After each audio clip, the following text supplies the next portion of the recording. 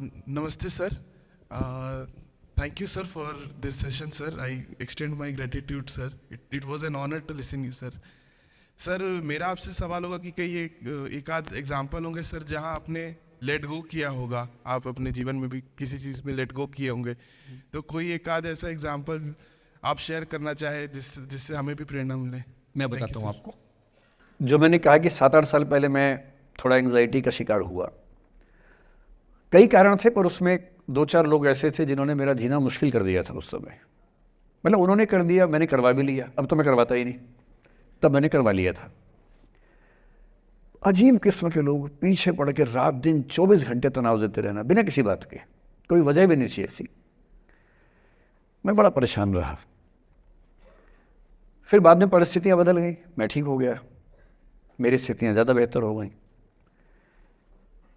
तो उन दिनों मैंने एक रहीम का दोहा पढ़ा, वो मेरे जीवन का उसूल बन गया। उसके बाद से 1-2 बार मेरे मन में आया कि मैं भी दुश्मनी कर लूं और दिखा दूं, और मेरे पास ताकत उनसे ज़्यादा थी उस समय भी, आज भी है। और अगर मैं किसी के उकसाने पे उसके जैसा हो गया तो जीता तो वही। जब मैं ही नहीं रहा तो फिर तो कोई और लड़ रहा है, मैं रहा ही नहीं, वो जीत जाएगा। मेरी असली कश्मकश ये थी कि बिना उसके जैसा हुए इस चीज़ से बाहर निकलना है। ये कुछ वैसे कि आप सड़क पे जा रहे हैं, कीचड़ में सूअर लोटा हुआ है, उछल उछल लौट रहा है, आपके सफ़ेद कमीज़ पे छींटा पड़ गया। अब 2 ऑप्शंस हैं, या तो हिसाब बराबर करने के लिए उतर जाइए, उसको आप कैसे गंदा करोगे, वो तो पहले ही मस्त है उसी गंदगी में, उसका तो स्वभाव है। आपका एक छींटा है, आप पूरी कमीज गंदी कर लेंगे वहाँ जाके। तो सबसे अच्छा क्या है, वहाँ से निकल जाना, लेट गो कर देना।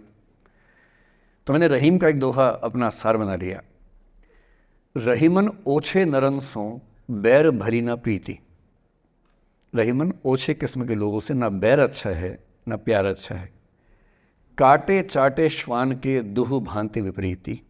कुत्ता काटे तो दिक्कत, कुत्ता चाटे तो दिक्कत।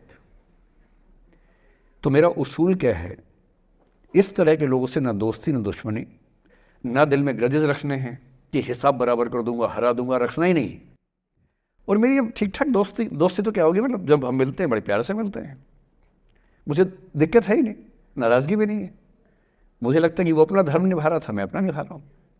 और अगर मैं दुश्मनी पाल लेता, अपना बीपी बढ़ाता, डायबिटीज़ करवा लेता, मैंने पाला ही नहीं, ना मैं पालता हूँ। और भी ऐसे कई इंस्टांसेस हैं जहाँ दुश्मनी करने का पूरा स्कोप था, पर मैं दुश्मनी करता नहीं, मुझे शौक ही नहीं दुश्मनी करने का।